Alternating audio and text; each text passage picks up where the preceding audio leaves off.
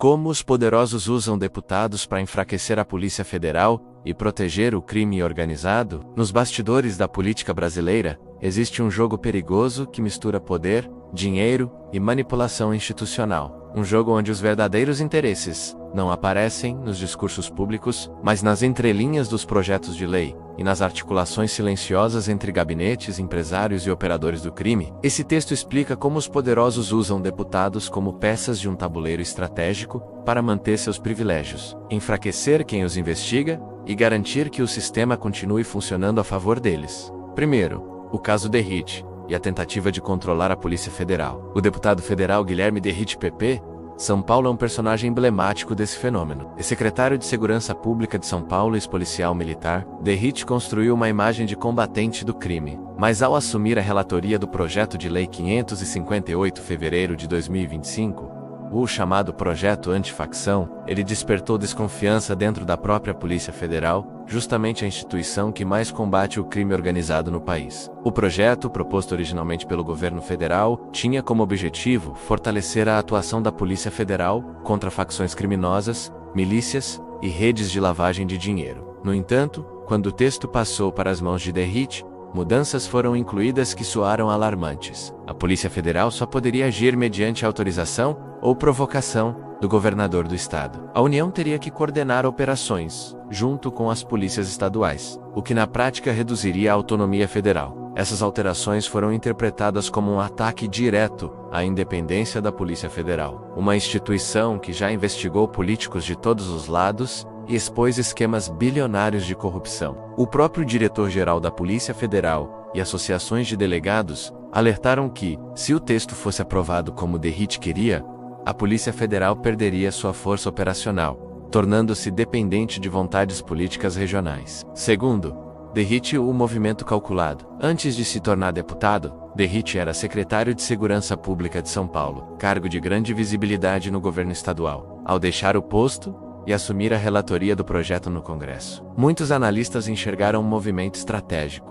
Ele trocou o comando das polícias paulistas pelo poder legislativo, justamente para influenciar as leis que definem quem pode investigar quem. Essa mudança de posição não foi inocente. Com a cadeira na Câmara, Derrite passou a ter o poder de mexer nas regras do jogo, menos algo que não poderia fazer como secretário. E suas propostas coincidem com uma lógica que favorece políticos e empresários suspeitos de envolvimento em esquemas de corrupção e lavagem de dinheiro. Limitar o alcance da Polícia Federal é, para muitos, uma forma de se proteger do escrutínio da lei. Terceiro, a desconfiança da Polícia Federal e o recuo forçado. Quando o texto de Derrite veio à tona, o impacto foi imediato. A imprensa noticiou que o projeto, em vez de fortalecer o combate às facções, abriria brechas para interferência política nas operações da Polícia Federal. A pressão foi tão grande que Derrite foi obrigado a recuar, modificando o texto e devolvendo parte da autonomia à Polícia Federal. Mas o dano político já estava feito. O episódio deixou evidente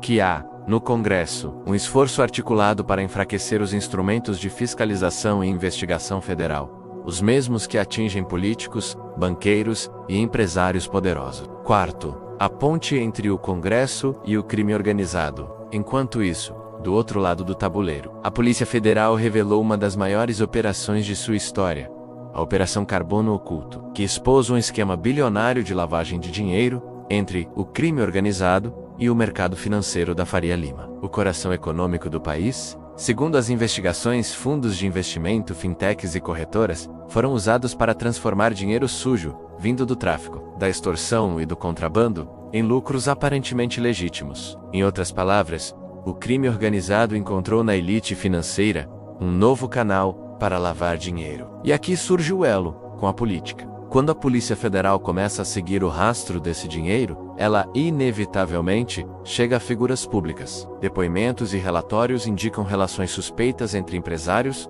operadores financeiros e parlamentares. O escândalo da Faria Lima mostra que o crime já não está mais nas favelas, mas nas planilhas das corretoras e nos gabinetes de deputados. Quinto, o papel dos deputados de fachada. Dentro desse contexto, alguns deputados funcionam como escudos legislativos. Eles apresentam projetos de lei, emendas ou relatórios que parecem técnicos, mas que na prática beneficiam grupos específicos. Esses grupos podem ser empresários interessados em reduzir a fiscalização de setores como combustíveis e finanças, políticos que temem investigações da Polícia Federal, operadores do crime organizado que buscam brechas legais para manter seus lucros intocados. Quando Derrite propôs limitar a atuação da Polícia Federal, ele não estava apenas interpretando um texto constitucional. Ele abriu uma brecha jurídica que poderia paralisar investigações federais, como a Carbono Oculto, justamente aquela que está desnudando o elo entre elites, lavadores e facções. Sexto,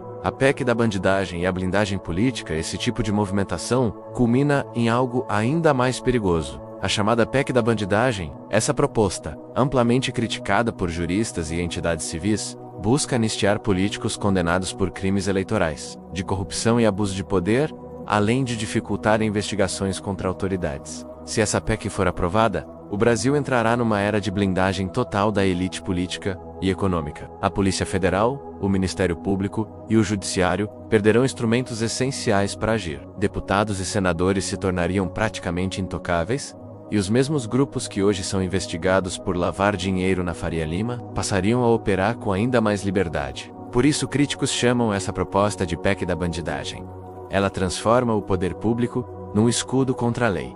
Sétimo, o padrão de enfraquecimento institucional. Nada disso acontece por acaso. Há um padrão recorrente. Primeiro, surge uma investigação da Polícia Federal que alcança figuras poderosas. Depois, parlamentares próximos desses grupos propõem leis para reorganizar a segurança pública. Por fim, as mudanças reduzem o alcance da Polícia Federal e aumentam a influência política sobre as investigações. É assim que se constrói um enfraquecimento institucional, disfarçado de debate técnico ou jurídico. E quem mais perde com isso? O cidadão comum, que depende de instituições fortes para se proteger da corrupção, da violência e da desigualdade. Oitavo, a Faria Lima e o poder invisível. A Faria Lima, símbolo de modernidade e sucesso financeiro, hoje também é símbolo de como o dinheiro compra silêncio e poder.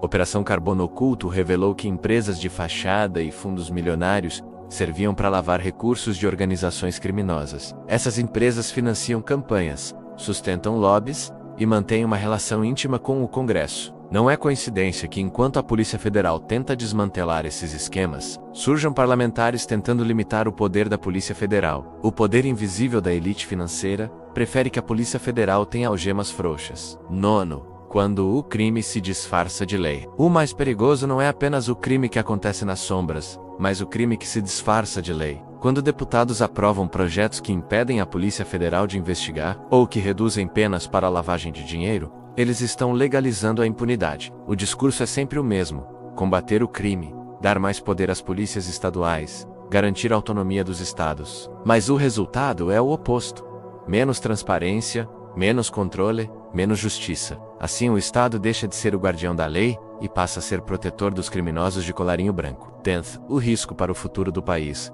Se o Brasil continuar nesse caminho, em poucos anos teremos uma Polícia Federal limitada e subordinada a interesses políticos, deputados atuando como advogados de facções e empresários, uma elite econômica lavando dinheiro sob a fachada de fundos e fintechs, e um Congresso votando leis que blindam os próprios investigados. Esse é o retrato de um país capturado, onde o crime organizado se infiltrou na economia, e a economia se infiltrou na política. E quem paga a conta é sempre o povo, o trabalhador, o contribuinte, o cidadão que acredita na justiça. 11º, a resistência da Polícia Federal e da sociedade. Apesar de tudo, a resistência. A Polícia Federal continua sendo uma das instituições mais respeitadas do Brasil. Mesmo pressionada, ela segue revelando esquemas que envolvem banqueiros, políticos e criminosos poderosos. E cada vez que uma operação como a Carbono Oculto vem à tona, ela mostra que ainda existe uma força capaz de enfrentar o sistema. Mas essa força precisa do apoio da sociedade, porque se deixarmos que o Congresso aprove leis, como o substitutivo de Derrite,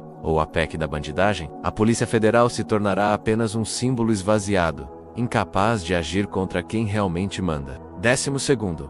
Conclusão. O crime mudou de endereço. O crime organizado brasileiro aprendeu que não precisa mais usar armas para dominar o país. Hoje ele usa ternos, relatórios e emendas parlamentares. Ele financia campanhas, patrocina projetos e infiltra seus interesses na forma de reformas. Derrite é apenas um exemplo de como esse processo acontece. Um ex-policial, convertido em deputado, que tenta reescrever as regras da Polícia Federal para atender forças que ele diz combater. Por trás dele, há um sistema inteiro, a elite financeira, os políticos corruptos e as facções que aprenderam a operar dentro da lei. E enquanto o povo se divide entre direita e esquerda, eles se unem para garantir o mesmo objetivo: enfraquecer quem pode investigá-los.